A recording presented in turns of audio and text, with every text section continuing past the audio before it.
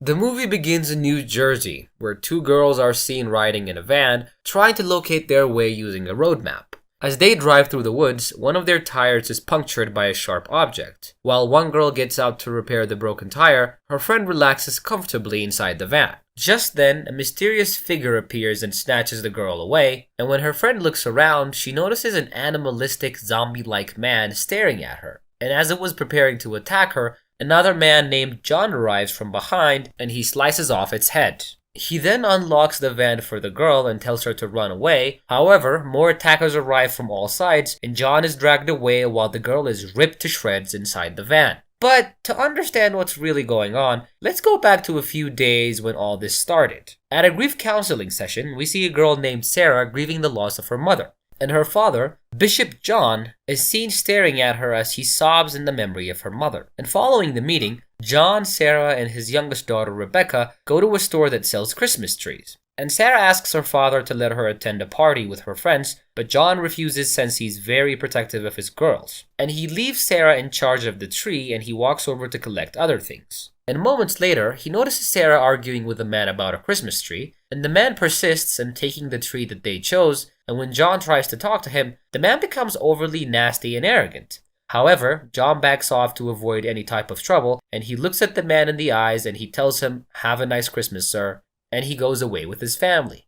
When they return home, Sarah teases her father for letting the man take the tree instead of hitting him. But John tries to teach his daughter that being violent and aggressive will not benefit anyone. And soon after, John informs Sarah that she can go to her party with her friends, but she must return by 11 p.m. And Sarah is overjoyed to hear this, and she hugs her father, and later at night, John and his family attend the evening church service, and even during the speech, John mentions the events of the day and advises the audience not to choose violence. In the next scene, we see a crippled man named Arlo Garcia in a parking garage. He scheduled a meeting with a drug dealer and notorious killer named Caddy. And Caddy arrives moments later, and Arlo hands him some drugs in exchange for money. But Caddy does not give him the money, so Arlo reaches inside his truck to retrieve it for himself, and just then, Caddy rams the truck into his body, fracturing his ankle. And Arlo's hands are then zip-tied, and he is dumped in the trunk. Following the service, Sarah grabs her father's car keys and tells him she's off to the party. And a while later, she stops at a petrol station to get some gasoline for the car, and Caddy is also present there. And he starts staring at her, and moments later, Sarah could hear someone struggling in his car trunk, and she immediately rushes to her car. And realizing his cover is blown, Caddy stops pumping gas and he attacks the girl. But Sarah pepper sprays him and she drives away. But Caddy also quickly gets in his car and she chases after her. And in a state of panic, Sarah calls her father and informs him that a terrifying man is chasing her, and when she's on the phone, Caddy manages to overtake her, causing her to crash. He then gets out of his car and he zip-ties Sarah's hands to the steering wheel, and after that, he pushes the car into a nearby lake, and with no mobility, Sarah ends up drowning. And shortly after, John arrives at the scene, and when he finds that Sarah has died, he sobs uncontrollably and he is devastated by the incident. And he isolates himself in his room, crying and praying all the time. And the next day, Detective Jet Sawyer arrives at John's house, and he expresses his sympathies, and he reveals that Sarah's hands were tied, implying that this is just more than road rage. And Jet assures John that he will do whatever he can to find the person responsible for his daughter's death. John is distraught and swears retaliation on the killer, but Jet cautions him not to do anything reckless. Elsewhere, Caddy calls his brother Vic and informs him that he has money and drugs. And the following day, Jet walks into the same patrol station where Sarah was last seen, and he asks the employees if they've seen Sarah, but they deny it. He then requests to check the CCTV footage from that night, and while the employees were first hesitant, they provide him access to the tape, and later at night, Jet sits down for hours and watches the footage, eventually identifying her perpetrator. And on the other hand, Caddy picks up his belongings in a motel and he calls Vic, who tells him to meet him at this bar. He then checks out the motel and drives down the road, but he gets stopped by a police officer on the way, and before he could say anything, the unknown officer sedates him and abducts him. And a while later, we see Caddy being tortured in a room by a man. The man informs him that his new name is now Number 21, but Caddy ends up cursing at him and he ends up getting tortured some more. The next day, Vic realizes his brother is missing after failing to locate him, and on his phone he speaks with his boss Otto, who tells Vic to look for his brother on his own, or else he will handle things himself. And Vic is very enraged by this, and he destroys his own telephone, and later Vic finds out that a rival gang always includes a tracker on their product. And after that, he and his crew head to a rival gang's brothel and successfully steal the tracker after killing one of their guys. And in the next scene, we see John leaving his house and telling his sister-in-law that he's heading out to find the man who murdered his daughter. And his sister-in-law tries to talk him out of going, but he refuses to listen to her. And after a lengthy and exhausting drive throughout the town, John gives up and he returns home. And the following day, Jet calls John and invites him to a meeting in a cafe. He informs John that he will give him the opportunity he was given many years ago. The movie then flashbacks to 10 years ago when Jet was celebrating his birthday with his wife and his colleagues. And there his friend informs him that a serial killer by the name of Quinn Brady is released from jail after 6 years because there was insufficient evidence to convict him to life in prison. And hearing this, Jet is visibly agitated and steps outside. And it turns out that Quinn Brady was a psychopath who used to rape and torture numerous women. However, Jet was eventually successful in capturing him and putting him in prison. And the next morning, Jet kisses his pregnant wife farewell and heads to work.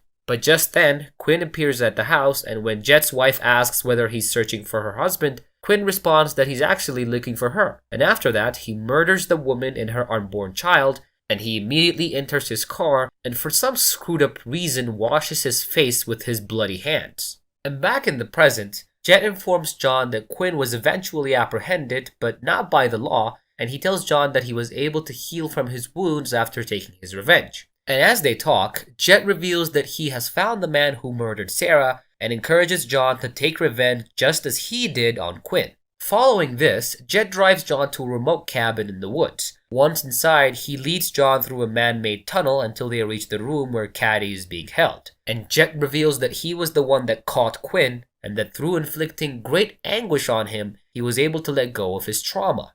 He tells John that the only way to heal is to inflict suffering and pain on Caddy, the man who murdered his daughter, and he tells him that it's the only way he'll ever be satisfied. And John then grabs a screwdriver and proceeds to hurt Caddy, but he couldn't bring himself to keep doing it. And when Jet notices this, he becomes enraged and encourages John to pour out his anger, but instead John tries to leave. But Jet declares that there is no turning back now, and he tases him and he binds him to a chair. And a while later, when John regains consciousness, he watches Jet reveal his collection of criminals. He informs John that he drugged and kidnapped all of these perpetrators, and he forced them to confess to their crimes. And because of the extent of pain that Jet has inflicted on these captives, they've developed some kind of cannibalistic and animalistic tendencies. And he's assigned the convicts numbers instead of names, because at this point they've stopped being human and they've become something else. And apparently Quinn Brady is number 1. And after this, Jet puts Caddy inside the cage where the other prisoners attack him like a savage. But as Jet tries to rationalize himself more, he realizes that John has released himself and has escaped. And meanwhile, Vic and his men also arrive outside the cabin after tracking Caddy's location. And while looking for the missing John, Jet comes across Vic and his men, and immediately Vic slams Jet against the table, demanding to know where his brother is. And when he looks inside the cage and sees Caddy amongst the other drugged up people, he gets confused and starts shooting at them. And due to the fact that he was shooting, the prisoners start surrounding the gang and eventually end up killing all of them. And Quinn, on the other hand, follows Jet and severely wounds him. And amidst all the chaos, John manages to escape upstairs but is finally found by Quinn.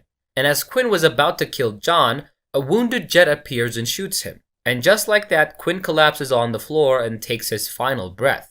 And now John quickly arms himself with a dagger and whatever else he could find, and then he gets on a motorcycle that he finds in the garage and tries to flee, but he is quickly caught by one of the prisoners, and John manages to defeat them all and soon finds the van with the girls from the first scene. And at first the girls believe that they are zombies, but John tells her that they are simply alpha men. But just then, John is dragged away by the assailants while the girl is ripped into pieces inside the van. And despite this, John manages to gather himself and murders every single criminal out there. And after that, he goes through the woods till he reaches a quiet neighborhood where an old couple is preparing for Christmas at their homes. And unfortunately, Caddy, who is still alive, arrives at the old couple's house and he tries to get into their truck. He informs the old woman that he requires the keys to her truck, and the woman panics and rushes inside for safety. But Caddy chases after her, and then the old man appears to block his path. And Caddy tries to strangle him, and meanwhile, John notices this from a distance and he hits Caddy in the head with a chair. And now that he had his attention, a physical altercation happens between the two, and John uses a frying pan to burn Caddy's arms. And despite this, Caddy is still strong and begins to taunt John by saying that he couldn't even harm him while he was even restrained. And he tries to place John in a wood chipper, and he tells him that his daughter Sarah called out to her father during her last moments, and that she actually fought harder than he did. And then, in a fit of wrath, John stabs Caddy in the eye with a bracelet he had kept for Rebecca. And this prompts Caddy to pluck out his own eye and scream in agony, and John takes the advantage of this chance and he knocks Caddy into the wood chipper, and Caddy desperately tries to get out of it, but he eventually is turned into mush inside the wood chipper. And now we see a scene sometime later after the incident, and we see John in a grief support group, and it looks like now he has somewhat come to terms with Sarah's death. And later, John and Rebecca go to the tennis court, but a rude man orders them to leave. And when John approaches the man about shoving his daughter off the court, the man kicks John's basket and makes fun of him. And so the movie comes to an end when John apologizes to Rebecca for what happened, and then he punches the man in the face and knocks him out cold. I guess John learned that sometimes you've gotta be violent with some people. Anyways, that's it for today, folks. I will see you guys on the next recap. Remember to leave a like, leave a comment, subscribe to my channel. I'll see you on the next one. Bye.